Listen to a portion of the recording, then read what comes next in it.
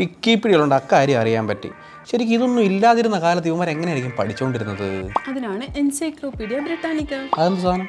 ഇപ്പൊ പറഞ്ഞു, മാർക്കറ്റിൽ ഒരുപാട് കാലങ്ങളായി നിലനിന്നിരുന്ന, വിജ്ഞാനത്തിന് വേണ്ടി എല്ലാവരും ആശ്രയിച്ചിരുന്ന ഒരുപാട് വോള്യങ്ങളുള്ള ഒരു പബ്ലിക്കേഷൻ ആയിരുന്നു എൻസൈക്ലോപീഡിയ ബ്രിട്ടാനിക്ക. നിലവിൽ ഇത് പബ്ലിഷ് ചെയ്യുന്നില്ലെന്ന് എത്ര പേർക്കറിയാം? ഈ എൻസൈക്ലോപീഡിയ അട്ടിമറിച്ചുകൊണ്ടാണ് 2001 വിക്കിപീഡിയ നിലവിൽ വരുന്നത്. പറഞ്ഞു വരുന്നത് മാർക്കറ്റ് ഡിസ്റപ്റ്റേഴ്സിനെ കുറിച്ചാണ്. വിക്കിപീഡിയ ഒരു മാർക്കറ്റ് ഡിസ്റപ്റ്റർ ആണ്. വിക്കിപീഡിയ വരുന്നതിന് മുന്നേ നമുക്ക് എന്തെങ്കിലും ഒരു ഇൻഫർമേഷൻ വേണമെന്നുണ്ടെങ്കിൽ വലിയൊരു ബുക്കിന്റെ പേജിൽ നമ്മൾ തിരയണമായിരുന്നു. എന്നാൽ വിക്കിപീഡിയ വന്നതോടെ ഒരു ക്ലിക്കിൽ നമുക്ക് എല്ലാ ഇൻഫർമേഷനും അവൈലബിൾ ആണ്. അതുവരെ നിന്നിരുന്ന ഒരു മാർക്കറ്റ് വ്യവസ്ഥയെ മാറ്റിമറിച്ച് പുതിയതായ ഒരെണ്ണത്തിനെ അവതരിപ്പിക്കുകയാണ് മാർക്കറ്റ് ഡിസ്റപ്റ്റേഴ്സ് ചെയ്യുന്നത്.